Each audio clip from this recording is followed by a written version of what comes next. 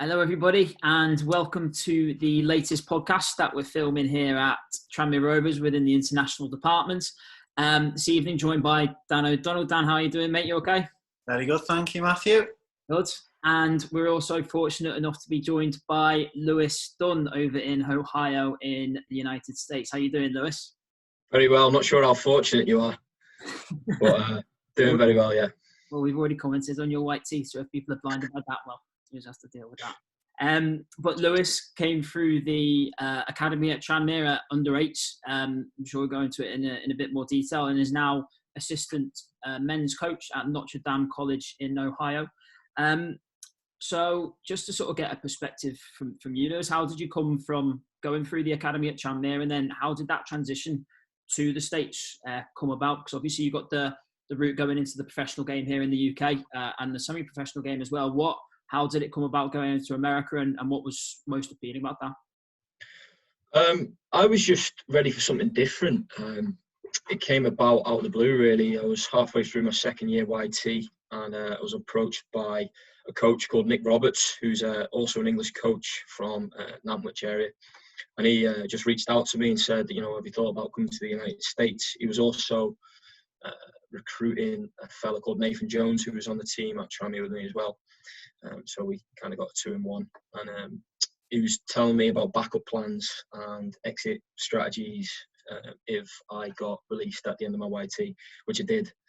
And I looked at it as a genuine opportunity to go out and do something a bit different. I didn't want to go and, get a job playing the Welsh leagues or the non-league and kind of go through that route, because a lot of people I knew had done it, and not that there's anything wrong with it. I just wanted to do something a little bit more exciting and a bit different, and it was an opportunity to leave home and go and get an education as well, which I never thought I was going to do until the opportunity came up, and I decided to take it. Yeah, so it came around the November, December of my second year, and I quickly decided around January, February time that that's what I wanted to do, and didn't look back. Yeah. So Nick came, saw you play, obviously knew a lot about you as a lad, knew about Nathan as well. And then it was a case of, was it an offer on the table? Was it a scholarship? How did he sort of, how did you envisage it before you went over? How was it going to work for you? Funny story, actually. He was supposed to come to Raby Vale to watch me play against Preston, playing Preston at home. He didn't bother turning up. He went to watch Man City instead at the Etihad. So he didn't watch it, and then I sent him the... He's with David Silva, did he? Oh, yeah, we'll sign him. Yeah, he's got whiter teeth than me, though. So he watched the video instead. I sent him the game film, and then he came and watched training as well. He came to Brenton Park, and we were training indoor on the 3G inside there. And he met my parents, my grandparents, and we sat down with Garno and people like that. And he kind of just sold it to me, pitched me on coming out to the States. And yeah, it was a hard offer on the table, a scholarship offer, which included merit for my academics, because I did the extended diploma as a YT, which allowed me to get a higher academic scholarship that went along with the football scholarship as well, which made it affordable. It was a lot more affordable than going to university in the UK, like a Loughborough or whatever. I know a lot of people do that. So it made it more affordable for me, and that's kind of sold me on going out there. It took a lot of pressure away, because obviously you're asking a lot of your parents to go and send you out and pay for an education. And I think they would have killed me if I just turned around and came home after 6 months. And they'd spent all this money to get me out there, and I left home and things like that. So yeah, I was presented with an offer. Initial period, were there times when you were sort of questioning things 6 months or a year in? Did it help that Nathan was there with you at the time? What was that like, that initial period? Yeah, it was massive, and not a lot of people get the opportunity to go out with somebody, and I did, and Nathan did as well. And there was times, in your first year, you're up and down, you miss home, you've got to, there's mum's cooking isn't there anymore, and you've got to look after yourself, and it's a big transition to adulthood. You're thrown in the deep end straight away. You've got to live in another country, you've got to adapt to a different culture, and you've got to become your own man straight away.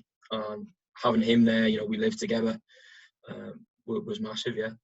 Did you find that coming through the academy system at Tranmere then? Because it's that period between 16 and 18. It's what I'd like to call like an accelerated learning, because at 18, you're a man then. You're expected to go and play in the first team. And that's what your training is as a scholar, is getting you ready for. Did you feel that not just on the pitch, but, you know, that sort of period of intense learning and picking things up, socialising in the way that you do and training every day, did you think that put you in good stead for the difficult times when you got there in the States? 100%, yeah. I think you use the word accelerated, and I think that's a perfect word for it. You know, you're thrown into an environment where you're treated like a man, you're treated like an adult, and you have to compete against first team players. You know, I was training with the likes of John Welsh, who'd played in Champions Leagues and things like that, and I had to compete against him when I was 17. And I think you see the difference when you come to the United States and there's a kid who hasn't been exposed to that, and the level of maturity and adulthood almost is huge. So we actually look for players who have come from similar backgrounds, not just from the UK, but from all over the world, that have been exposed to that accelerated maturity, if you want to call it that, so that they can come into the programme and add that to the table. So it was huge, yeah. I think it stood me in good stead. I wasn't fazed by anything on the field.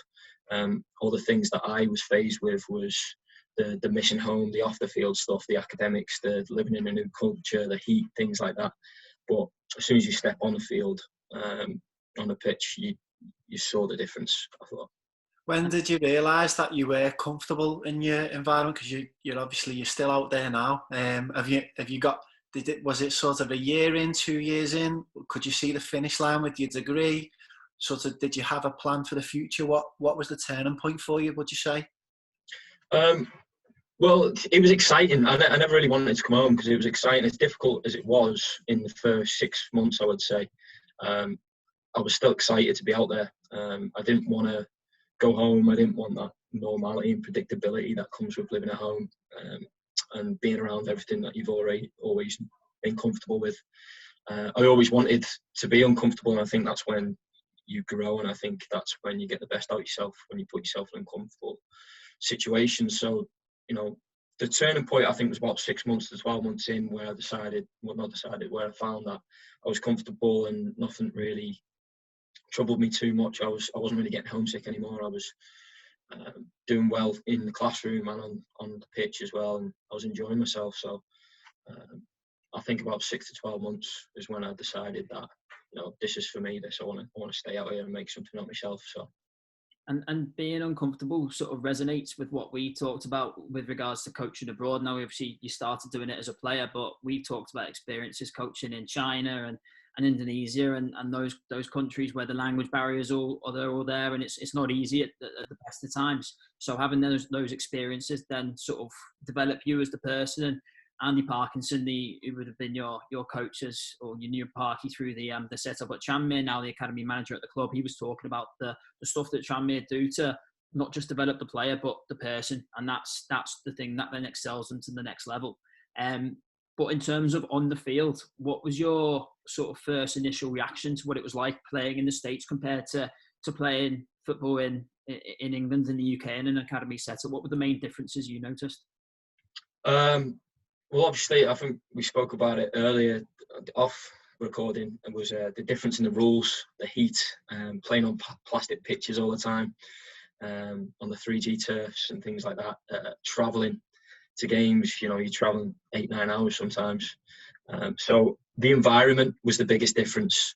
And then, you know, with the difference in rules and things like that, the game changes as well. You know, if you've played 75 minutes and you're blowing out your backside, and then you see the team you're playing against have just brought 4 subs on that played in the first half, that have had half an hour's rest, and they're coming back on, and you've got to keep up with them. And it's just a different game. I don't think, when I first came out here anyway, the players that you played against weren't as savvy.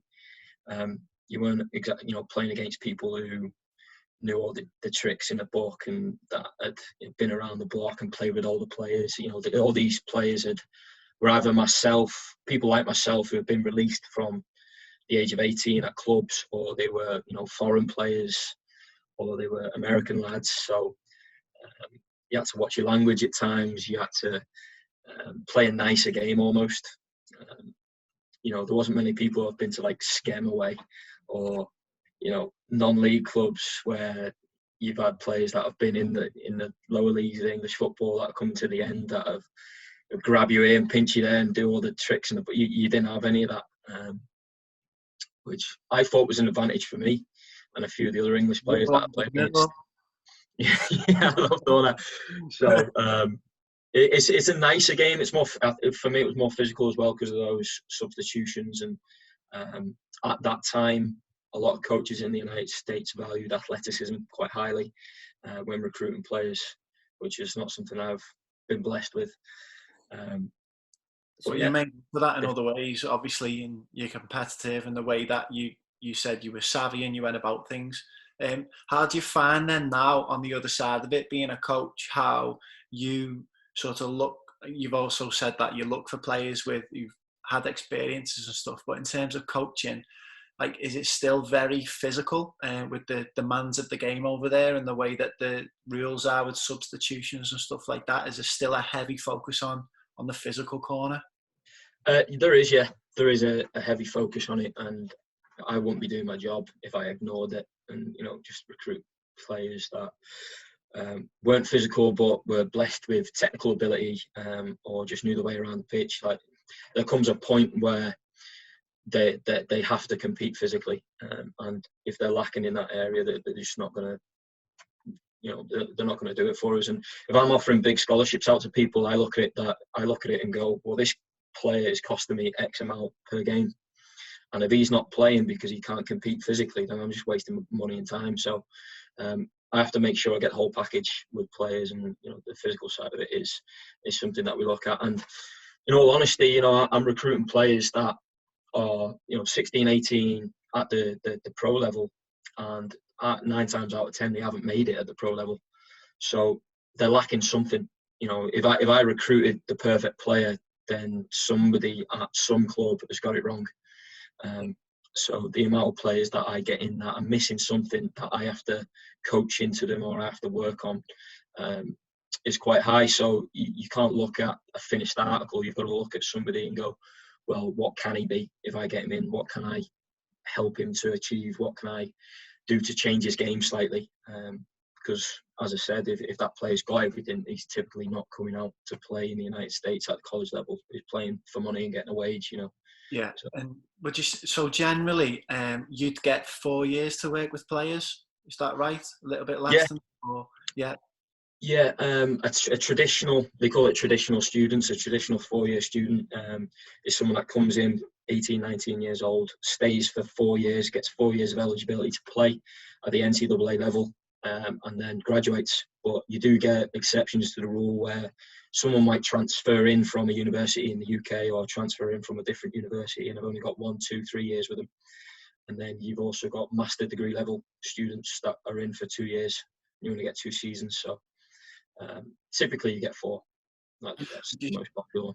Would you say, over with your experiences there, first at Urbana as a player and then at Lake Erie and now in your current job, would you say that when you recruit a player, when you're sort of spotting those deficiencies and maybe why they haven't been picked up, are they still their deficiencies maybe at 3 and 4 years in? Are you looking to work on the strengths and try and make them, the strength a super strength, or are you trying to improve their overall game? What would you sort of say the balance lies in with yourself? I would say you have to do both. Typically, if you're recruiting a player, there's a bit of quality there. There's something that's grabbed your attention that you think you could use. For example, if you're recruiting a forward, you look, has he got pace? Can he get behind? Can he finish? Can he score goals? And then, you don't stop working on those things just because you've got the player now. If you can make those strengths even better, then you're going to separate yourself. I've always, coaches used to tell me, if you can make his weaknesses mediocre, then you'll be all right. And I used to think, well, if I focus on my weaknesses and make them mediocre, and then I don't really worry about my strengths, I'm just going to be a mediocre player. There are some players that have genuine weaknesses, but then the strengths are outrageous, and that's what gives them a career in the game or makes them a bit special. the amount of strikers you work with that I tell, don't come in and play in the midfield, don't come and get involved in the build-up because you can't play football. Just stay on the last man or stay in between the sticks and score and do what you're good at. So I wouldn't say we don't focus on their strengths once we get them in. We definitely do.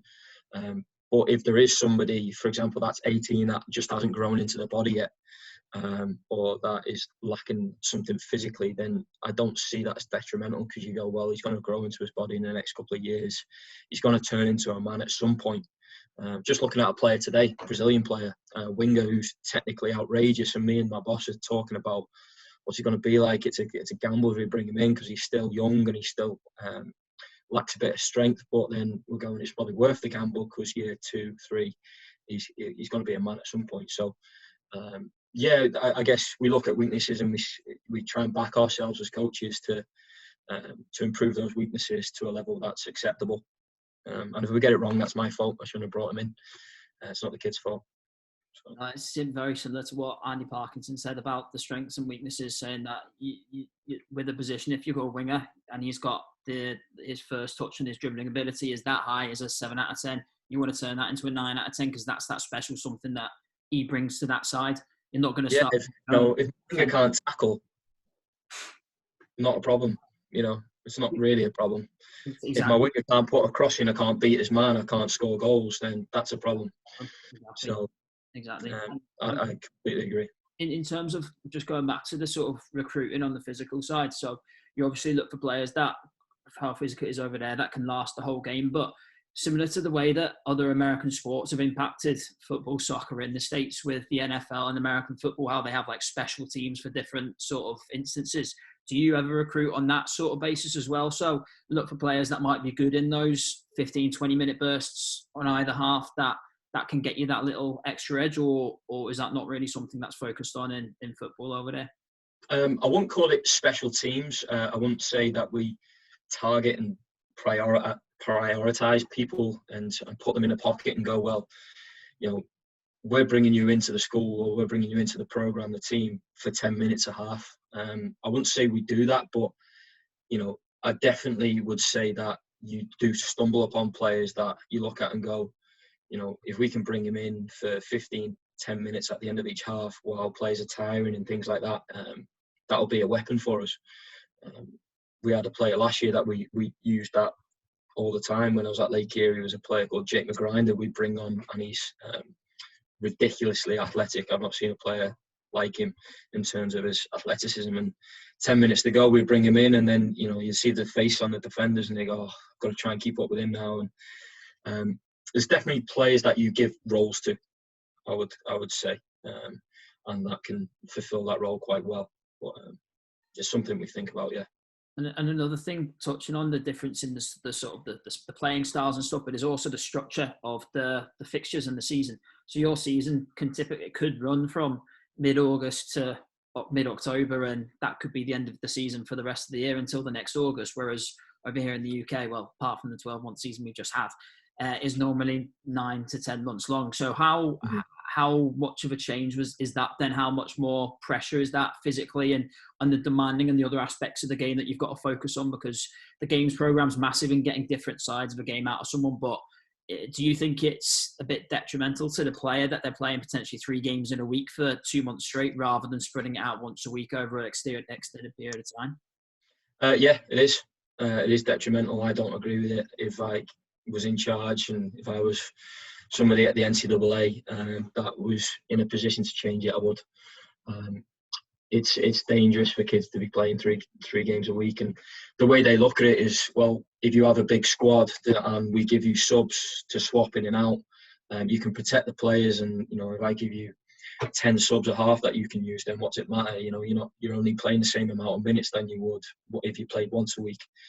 But I think we all know, I'm not taking my best player off if I don't have to, and I was the same when I played. I didn't really miss many games or miss many minutes if I didn't, if they didn't afford it, if they didn't have to. So just all, wouldn't you, if you got took off with 10 minutes to go? Yeah, a coach isn't going to bring his best players off if it doesn't need to. Especially in tight competitive games, you're not going to rotate your squad just because you've got another game in 2 days, you've got to prioritise the result. And I think that's where they've got it wrong. And I think in the NCAA, there's probably people in positions of power that didn't play our sport, that liken it to the likes of basketball and American football and other sports that are typically American, baseball, things like that. And it's not really transferable. But they contradict themselves almost, because the track and field sports and the cross-country sports are year-round in the NCAA, because the NCAA have deemed it too dangerous for players and athletes to be competing in track and field and cross-country, because you do too many miles. But we use our GPS tracking systems here, the Player Tech Catapult stuff that I'm sure you've got at Tranmere Rovers. We track their miles in training, we track their miles in games, and we're doing more miles in 3 months than a cross-country athlete does in 8. So it doesn't make any sense. I would much prefer it if you did it over 2 semesters, maybe did it an autumn term where you play 10 games or so on the weekends. The kids get more in-class time. They're not missing classes as well, which is obviously massive academically. And then you have a winter break, Christmas break, and then you come back in the next term and play 10. And that way you're also doing the postseason, which in America they do tournaments at the end of the season, which is straight knockout tournaments. On a national, regional scale, you're doing them while the weather's good in May, April, when people want to go and watch games like that. We've had a national tournament final in Pittsburgh the last 2 years in late November, early December, and it's snowing, and people don't want to watch it. You don't get crowds there. So if I could change it, I would. There's a lot of people with different opinions on that, which is why it hasn't changed. But there's talk at the Division 1 level that they could go year round. Hopefully it does happen, because I think it would be positive. In terms of your current role then, Lewis, just listening to you, there's so many things that you think about that go into recruitment, that go into the planning of the programme, that go into performing the programme, and that go into the postseason. So it's almost like the title of assistant coach that's doing you an injustice, because you're what I would describe as a manager. Like that's that sort of experience that you're getting from being over there and the way that you work. So my question to you would be, how much would the English system help in helping develop them skills? Because I think you would have been a level 2 coach, is that right, up when you would have moved over? And it would have been a lot of technical sort of practices and stuff. Probably doesn't prepare you for, the management role that you're in. So my question would be, how does the UK system and the FA awards, how does that fit into your experience of the American system? Have you got yourself on that sort of, on those rungs, and how does that work? How do you bring that all together? Yeah, so I am going through the American system at the moment. I've got a D license badge, and there's loads of badges. You start at F, or G, or whatever it is now, a grassroots level, and then you get an F, and then you get an ED, whatever. So I am in the system now. In terms of the FA system that I went through, because I was a level 2 when I moved out, I wouldn't say it prepared me at all, to be honest with you. Well, the content was good, and I learned a lot, obviously, on the course. I was 17 and not considering coaching at all. I don't think it's anything to do with how good the course is. It's just it wasn't something that I was looking into at the time. I wasn't thinking at the time, I want to be a coach and how can I learn from this and how's this going to benefit me in the future. It was just something I had to do with my course. So unfortunately, I don't think it helped me that much. But when I came out here, the biggest factor for me learning how to do my job would have been my graduate assistantship that I had with Lake Erie under Louis Rocco, who was my previous boss. Because as he said, it's not really just a coaching role. I don't just coach. It's arguably not my biggest responsibility, coaching. As an assistant, it's recruiting, it's making sure the kids are eligible, the NCAA, it's their academics that I've got to look after, and I've got to look after retention, so making sure the kids stay in school. I've got to recruit to hit financial numbers. So we have to have a tuition revenue that we've got to hit.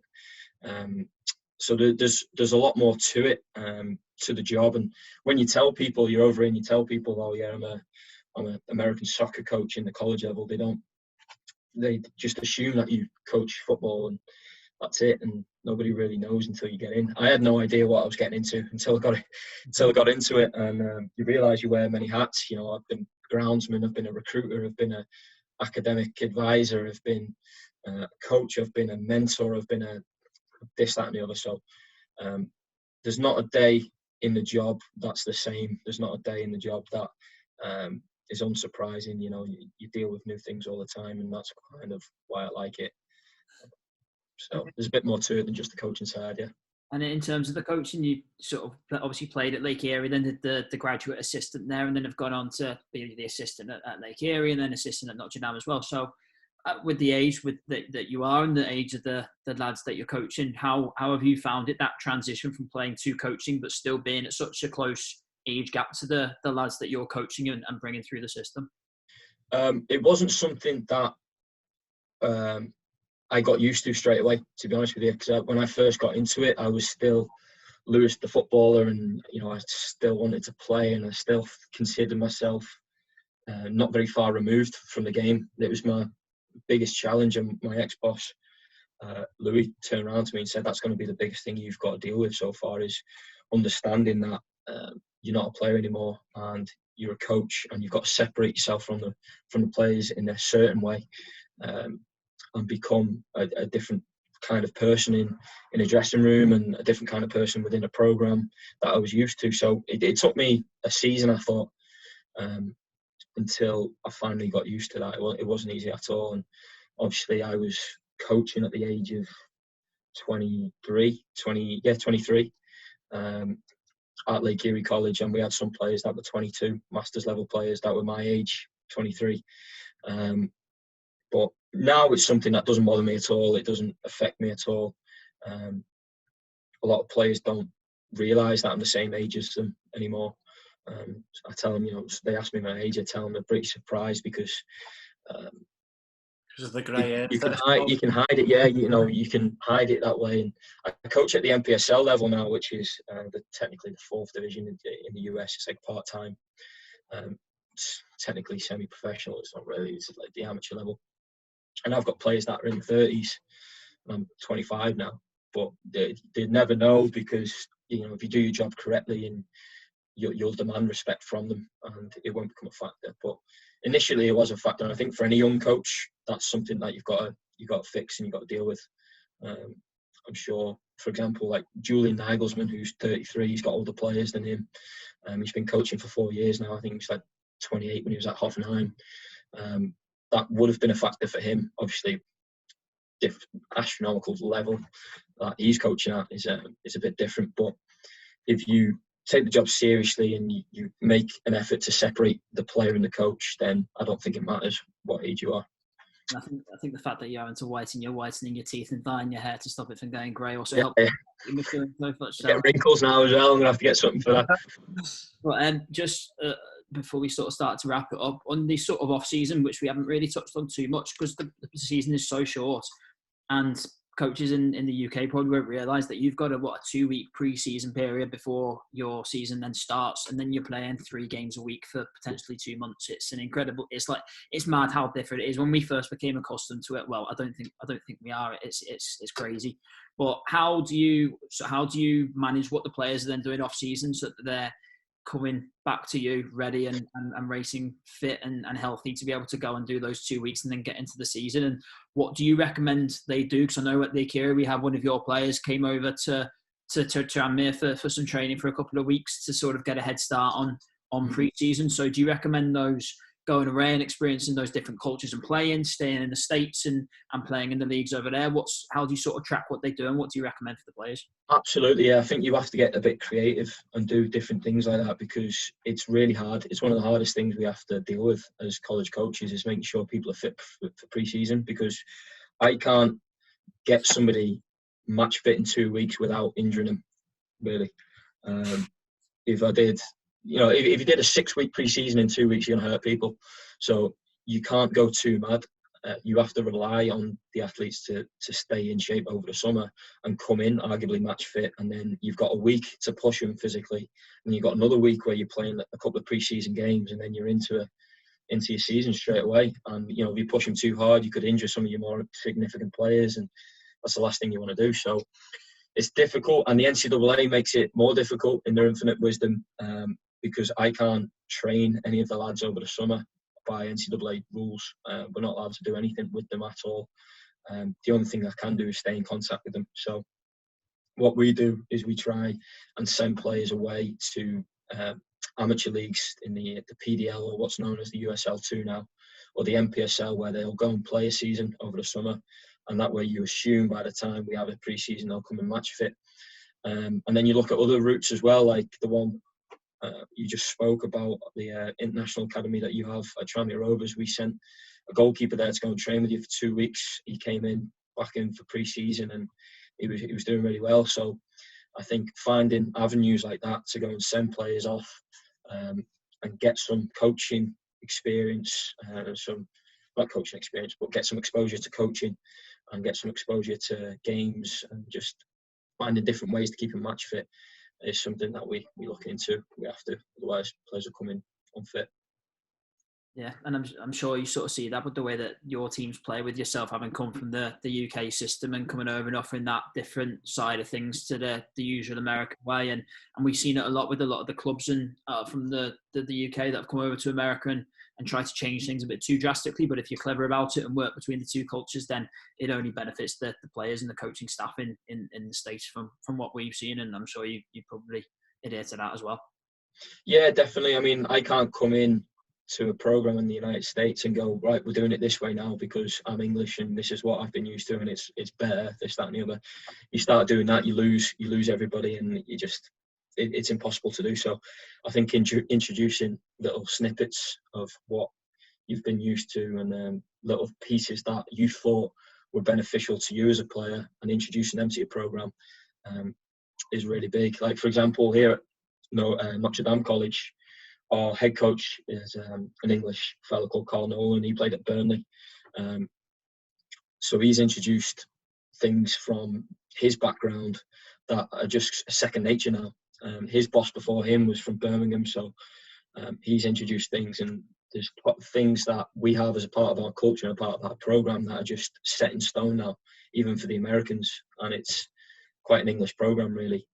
So trying to slowly introduce things and slowly develop a culture and a program that maintains authenticity on the American side and a bit of a different experience with the international influence, I think can separate you from different programs, and that's what we try and do here, at least. Oh, that's interesting. So you're picking up off all the different people that you're working with from the different colleges that you've been to. So that's what you've 4 years now into what you've been doing as a coach, would you say? Yeah, so this would have been, in normal times, this would have been my 4th season, just going into it. So I've had 3 seasons, 3.5, 4 years now. All those experiences the experiences that you've been picking up and learning the rules, knowing how things are done, learning recruitment, making those recruitment mistakes that you talked about, but making those recruitment successes, staying in contact with people back home in the UK as part of recruitment, developing your coaching portfolio and your sessions and how you use those in games. So all of those experiences, you really are, cutting your teeth. Would you say still in that role? Would you say that you went out there because it was so exciting and you didn't know, where you'd land? Would you say you're still in that sort of boat, like you don't know where this journey's going to take you? Have you got aims and goals to aim for at 30, 35, 40? Like, how do you see yourself in that role? I do make goals, and I think it's really important in any profession, whether it's, it doesn't matter what it is, to set yourself goals. But very rarely does it work out the way you plan it. So I'm not going to stress too much about, I'm not head coach by this age, or I've become head coach too early, this, that and the other.